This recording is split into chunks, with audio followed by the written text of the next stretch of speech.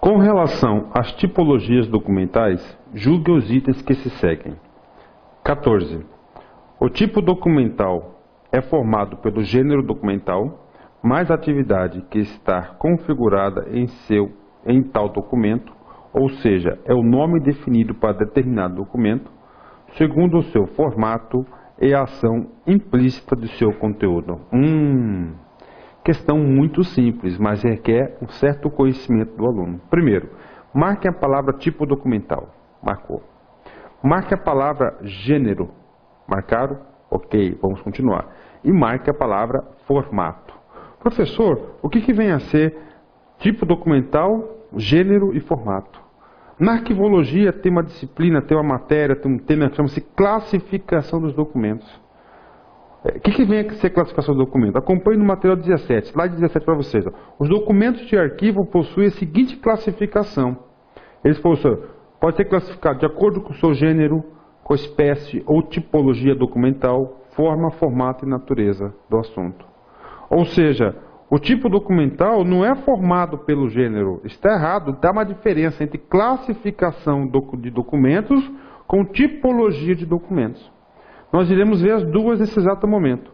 Primeiro, a classificação de documentos é formada por cinco itens. Primeiro item, gênero. Segundo, espécie ou tipologia documental. Terceiro, forma, formato e natureza do assunto. De novo, gênero, espécie ou tipologia documental, forma, formato ou natureza de assunto. Por exemplo, o gênero. Temos 7 tipos de gêneros. Nós temos lá, gênero escrito ou textual, iconográficos, sonoros, filmográficos, informáticos ou digitais, cartográficos ou micrográficos. São o quê? O gênero do documento. Agora, a tipologia documental é o quê? É uma classificação da classificação dos documentos. Por exemplo, acompanhe o slide 19 para vocês. Eu, inclusive, vou colocar na tela para vocês. Olha lá, acompanhe na tela. Espécie. Documental, ofício, função, inscrição em curso. Tipologia documental, ofício de solicitação.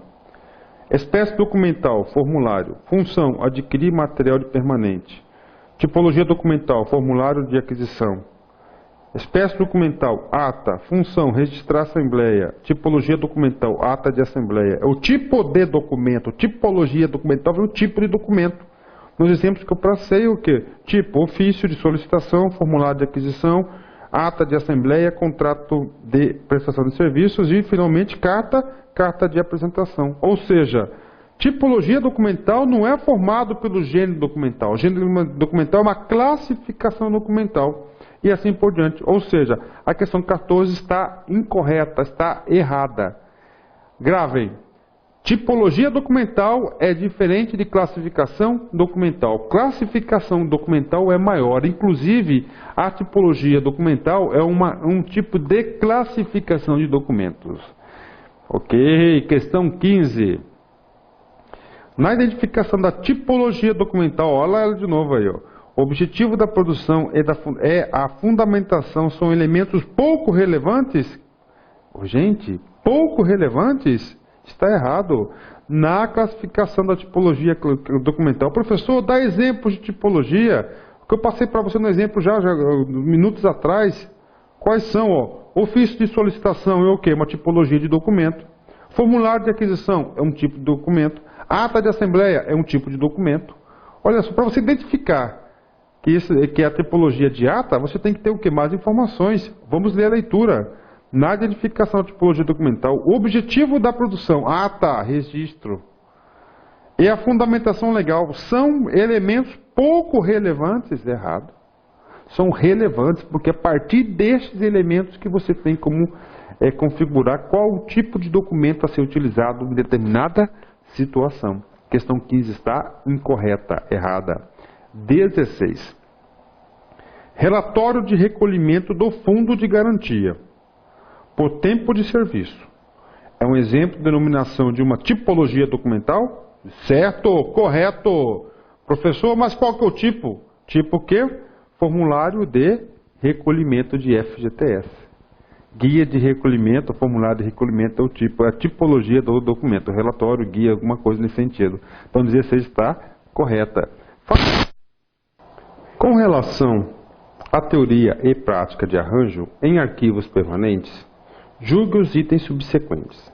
17. O princípio da pertinência, ao ser aplicado na organização interna de um arquivo, fornece as bases para a elaboração de níveis de classificação de um fundo de arquivo?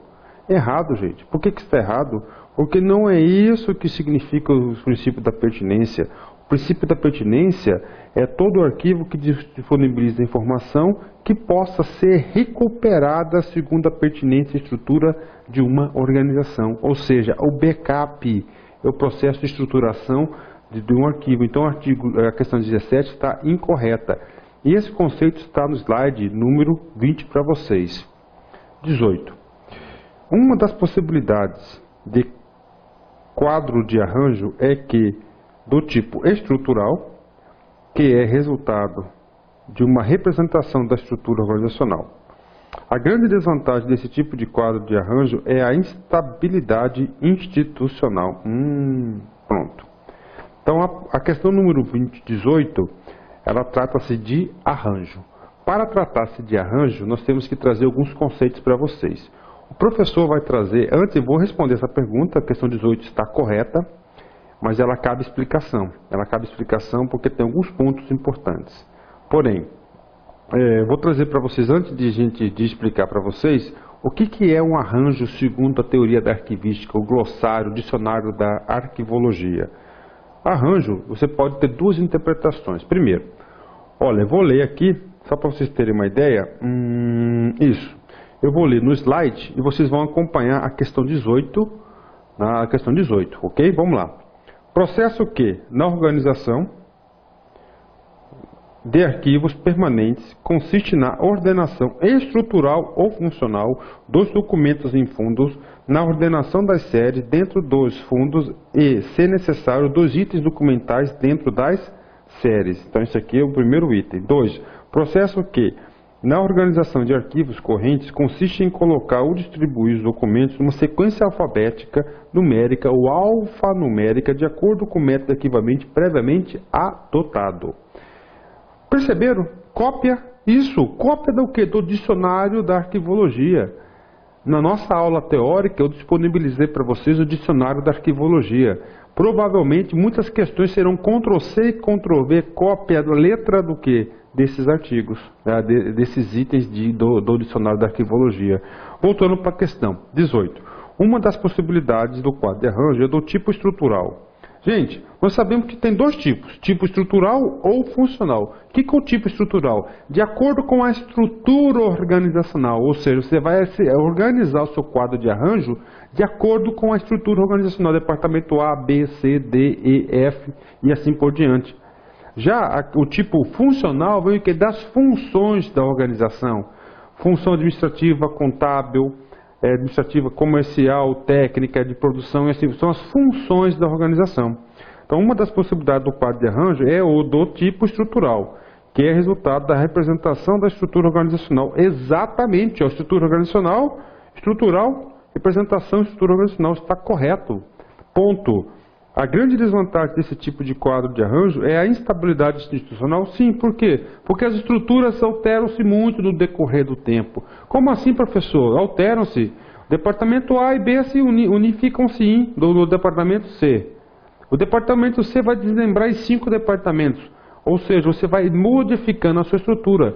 De acordo com como você modifica a sua estrutura, você tem que alterar o seu quadro de arranjo. Então, a questão 18 está correta. 19. Quanto maior a complexidade dos órgãos e das agências reguladoras, mais dificuldades são encontradas no momento da elaboração de um quadro de arranjo. Olha aqui, ó, quadro de arranjo, né? Uma solução para essa situação é organizar os documentos por grandes temas ou assuntos. Exatamente.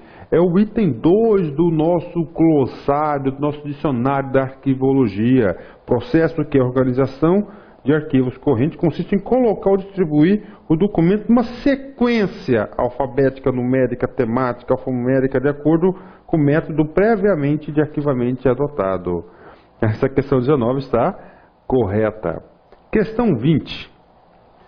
Séries e subséries são níveis de classificação de acordo de um arranjo.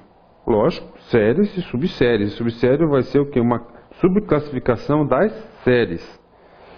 As unidades de classificação surgem como resultado da aplicação dos princípios de classificação em cada um desses níveis. Exatamente, essa questão está super correta, super correta.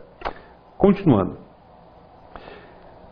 A enorme quantidade de documentos que caracteriza o arquivo permanente público versus a necessidade urgente de pesquisa e divulgação motiva o estabelecimento de políticas de descrição que se concretizem em programas descritivos variáveis e eficazes. Eliana Liberali Bertolotto, Arquivos Permanentes, Tratamento Documental, São Paulo, Queiroz, com adaptações. Tendo como referência o texto acima, julgue os próximos itens acerca do Programa Descritivo de Documentos. Programa Descritivo de Documentos, né? Questão 21.